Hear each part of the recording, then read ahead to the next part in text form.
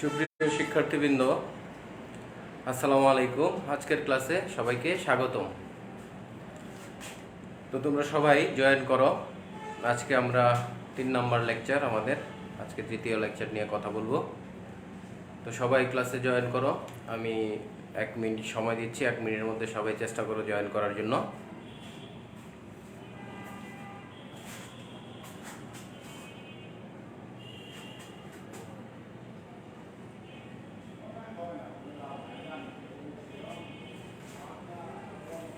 ইতিমধ্যে আবু সাইম আল সৈকত জয়েন করছো, সবাই জয়েন করার চেষ্টা করো। তো চলো আমরা একটু একটু করে আগাই, কথা বলি, সবাই আসুক আস্তে আস্তে। তো প্রথমে আমরা জেনে নিই যে আমরা গত 2টা লেকচার আমাদের হয়েছে, লেকচার 1, লেকচার 2, প্রথম অধ্যায় নিয়ে কেমিস্ট্রির। তো লেকচার 1-এ আমরা কি এবং লেকচার 2 এই দুটা মিলে আমরা কি কি পড়ছিলাম এই বিষয়গুলো একটু দেখে নিই, সবাই খেয়াল করো। লেকচার 1 এবং 2-তে আমরা পড়ছি মৌলিক পদার্থ, তারপরে পরমাণুর গঠন, তারপরে পরমাণু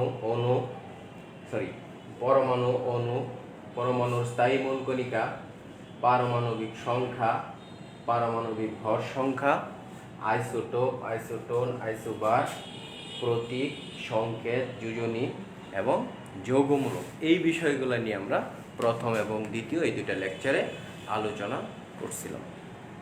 তোমরা নিশ্চয়ই এগুলো দেখছো, নিশ্চয়ই না দেখে থাকলে আবার দেখবে, লেকচারগুলো বারবার দেখার চেষ্টা করবে, তাহলে আরও ভালো বুঝতে পারবে।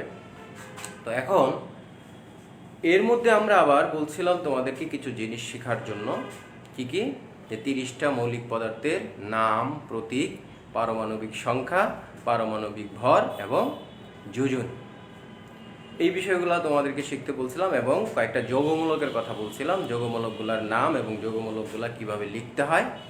এছাড়াও আমি তোমাদেরকে যোজনী পড়াইতে গিয়ে বলছিলাম যে কয়েকটা যোগের সংকেত কিভাবে লিখতে হয়, এগুলো তোমরা জেনে রাখবে। ওকে, তাহলে আমরা এই বিষয়গুলো পড়া হয়েছে, যাদের পড়া হয় নাই তাহলে আবার তারা এগুলো একটু দেখবা, লেকচারগুলো একটু কয়েকবার শুনবা, যারা আগে অ্যাপ পড়ছে। আর যারা আজকে নতুন জয়েন করছো তারা আগের 2টা লেকচার অবশ্যই দেখতে হবে, নাহলে আবার আজকের লেকচারটা বুঝতে সমস্যা হবে। তো দেখি ইতিমধ্যে কয়জন জয়েন করছো তোমরা। হ্যাঁ, অনেকেই জয়েন করছে ইতিমধ্যে। জাকির হোসেন, জাকির, আহাদ, আলিফ, ফাতেমা আক্তার, থ্যাংক ইউ। তো এখন আমরা আজকে যেটা পড়বো, যে বিষয়টা নিয়ে সেটা কথা বলি। আমাদের এই চ্যাপ্টারটার নাম হচ্ছে পরমাণুর গঠন। তোমরা নিশ্চয়ই জানো, এই পরমাণুর গঠন পড়ার জন্য আমরা যে বিষয়গুলো জানা দরকার সেগুলো একটু জানছি। এখন আমরা আজকে যে গুরুত্বপূর্ণ জিনিসটা জানবো সেটা হচ্ছে পরমাণুর গঠন পড়তে গেলে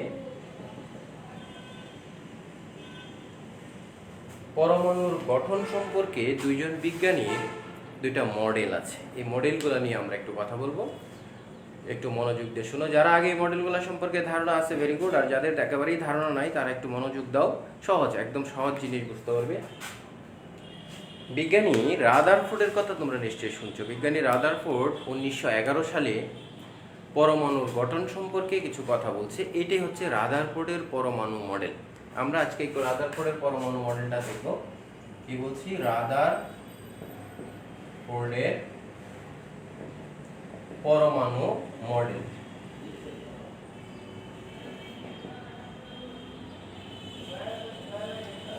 রাদারফোর্ডের পরমাণু মডেল, বিজ্ঞানী রাদারফোর্ড কত সালে পরমাণু মডেল সম্পর্কে বলছে? 1911 সালে। সালটা মনে রাখবে, 1911 সালে বিজ্ঞানী রাদারফোর্ড পরমাণুর গঠন সম্পর্কে যে মডেল উপস্থাপন করে, এটাকেই বলা হয় রাদারফোর্ডের পরমাণু মডেল। মডেল মানে একটা নমুনা, মডেল শব্দের অর্থ হচ্ছে নমুনা, অর্থাৎ পরমাণুর গঠনটা কেমন হবে এই বিষয়ে উনি একটা নমুনা দাঁড় করেছে। এইটাকে বলা হয় রাদারফোর্ডের পরমাণু মডেল। উনি রাদারফোর্ডের পরমাণু মডেলের কয়েকটা স্বীকার্য আছে, তার মধ্যে প্রথম যে স্বীকার্যটার কথা বলছে যে পরমাণুতে একটা নিউক্লিয়াস থাকে। পরমাণুতে একটা নিউক্লিয়াস বা কেন্দ্র থাকে। এই নিউক্লিয়াসে পরমাণুর যে আমরা 3টা স্থায়ী মূল কণিকা পড়ছিলাম, কি কি? Electron, proton, neutron. এই নিউক্লিয়াসে থাকে নিউট্রন এবং প্রোটন। নিউক্লিয়াসে থাকে নিউট্রন এবং প্রোটন। আর বিজ্ঞানী রাদারফোর্ড বলতেছে যে পরমাণুর সমস্ত ভর ওই কেন্দ্রে বা নিউক্লিয়াসে কেন্দ্রীভূত থাকে, অর্থাৎ বলতেছে যে সমস্ত পরমাণুর তুলনায় নিউক্লিয়াসের আকারটা বা আয়তনটা অনেক ছোট।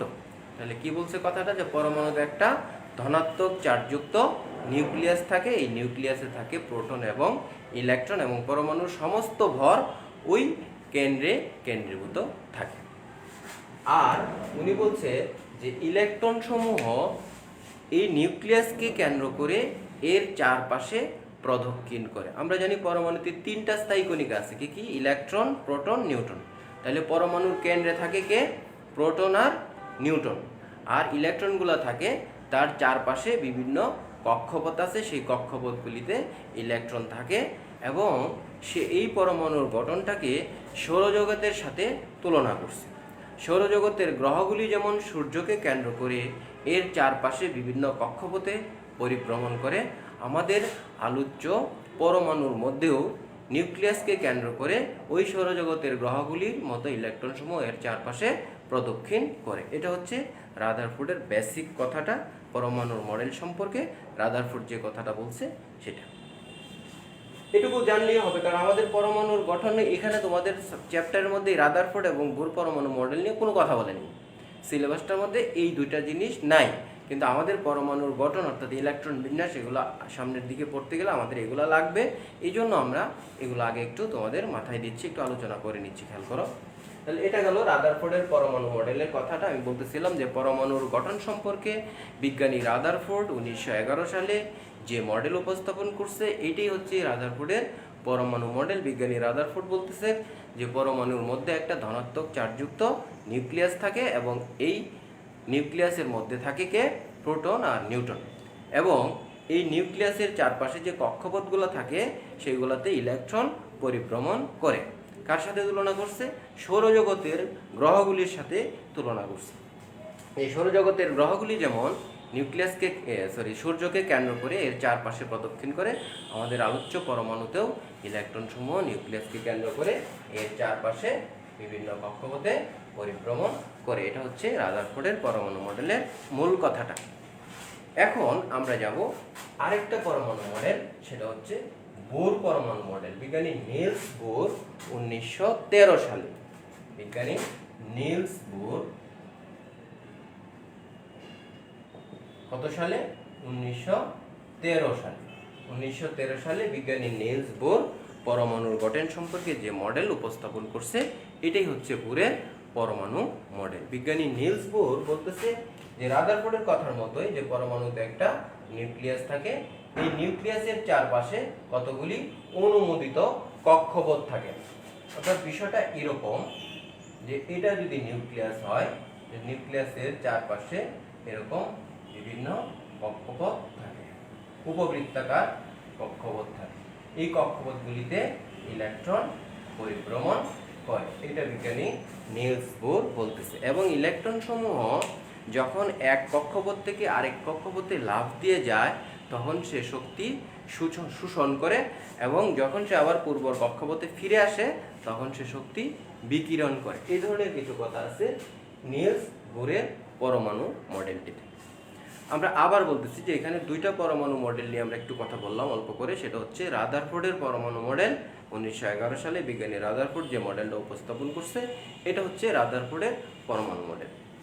আর 1913 সালে বিজ্ঞানী নিলস বোর পরমাণুর গঠন নিয়ে যে কথা বলছে বা যে মডেলটা উপস্থাপন করছে, সেগুলো বলা হয় নিলস বোরের পরমাণু মডেল।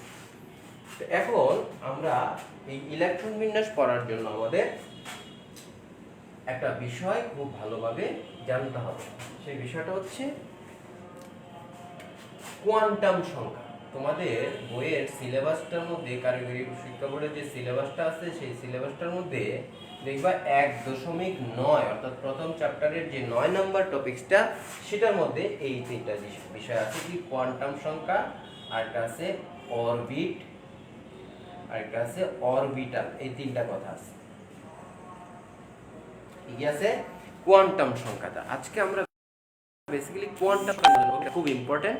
এই কোয়ান্টাম সংখ্যাটা বুঝতে পারলেই তুমি তোমার সিলেবাসে যে 1.3 1.3 যে টপিকসটা আছে সেটা তুমি খুব ভালো বুঝবা, অর্থাৎ আফবাউ নীতি, হুন্ডের নীতি এবং পলি বর্জন নীতি অনুযায়ী ইলেকট্রন বিন্যাস, এটা ভালো বুঝবা। যদি কোয়ান্টাম সংখ্যাটা ভালো না বুঝাও তাহলে এটা ভালো বোঝা যাবে না। এই জন্য আগে কোয়ান্টাম সংখ্যাটা সম্পর্কে আমরা আজকে একটু ভালো করে আলোচনা করব, তুমি ভালো করে খেয়াল করো।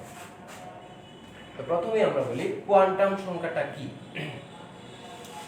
আমরা জানি, এই যে একটু আগে দেখলাম নিলস বোরের বা রাদারফোর্ডের পরমাণু মডেল অনুযায়ী যে পরমাণুতে একটা নিউক্লিয়াস থাকে ধনাত্মক চার্জযুক্ত, আর এই নিউক্লিয়াসের চারপাশে বিভিন্ন কক্ষপথ থাকে। তো কোনো পরমাণুতে যদি কোনো ইলেকট্রনকে আমরা বর্ণনা করতে চাই, যে ইলেকট্রনের অবস্থান ইত্যাদি ইত্যাদি যদি আমরা বর্ণনা করতে চাই, তাহলে আমাদের চারটা বিষয় লাগে। আমি খেয়াল করো, কোয়ান্টাম সংখ্যার সংজ্ঞাটা এখান থেকে বলতে পারবা।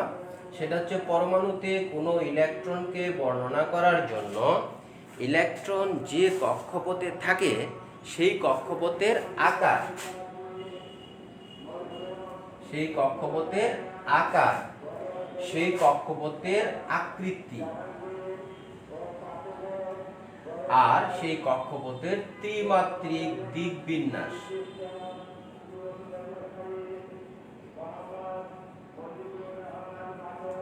আরেকটা হচ্ছে ইলেকট্রনের ঘূর্ণন।